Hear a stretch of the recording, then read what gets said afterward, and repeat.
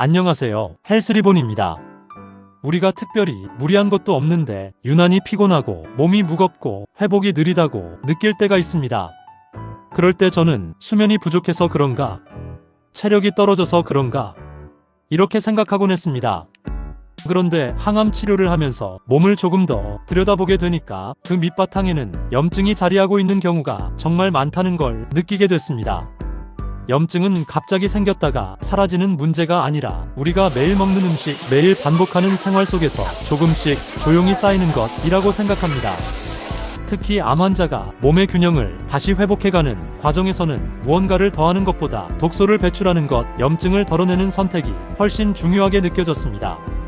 그래서 오늘은 특별하거나 비싼 음식이 아니라 제가 6년간 항암 치료를 받으면서 먹어보고 좋았다고 느낀 항염 음식 베스트 10가지를 알려드리겠습니다.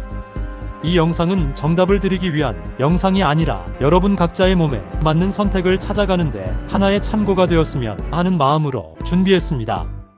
첫 번째는 브로콜리입니다.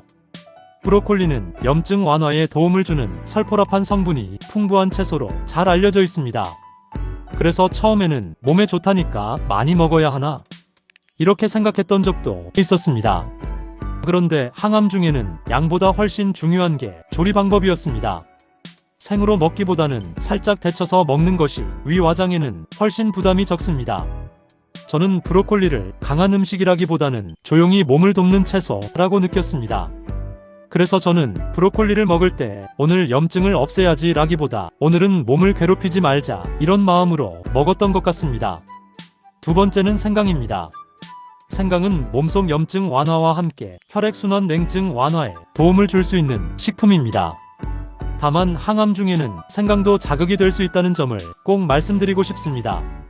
그래서 저는 생강을 음식으로 많이 먹기보다는 차로 아주 연하게 마시는 방식을 선택했습니다. 특히 몸이 차갑고 기운이 떨어질 때 따뜻한 생강차 한 잔이 몸 전체를 부드럽게 풀어주는 느낌이 있었습니다.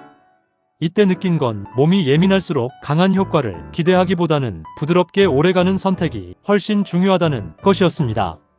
세 번째는 마늘입니다. 마늘은 대표적인 자연 항염식품이지만 생마늘은 자극이 될 수 있습니다. 그래서 저는 익혀서 먹는 마늘을 더 추천드립니다.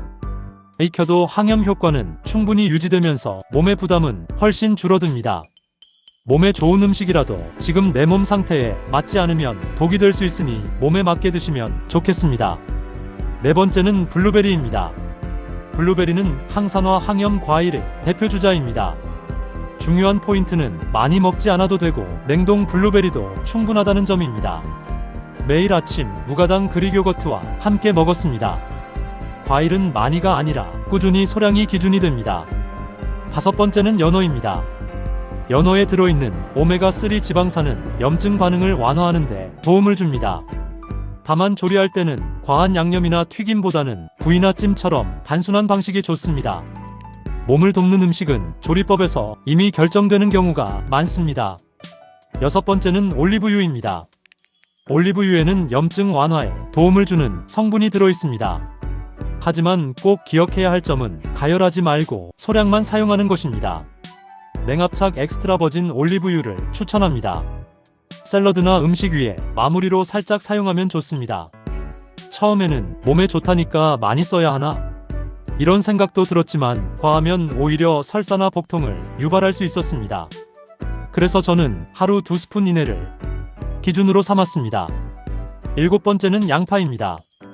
양파에는 항염 성분인 퀘르세틴이 풍부합니다. 다만 생양파보다는 익혀서 먹는 방식이 훨씬 부담이 적습니다.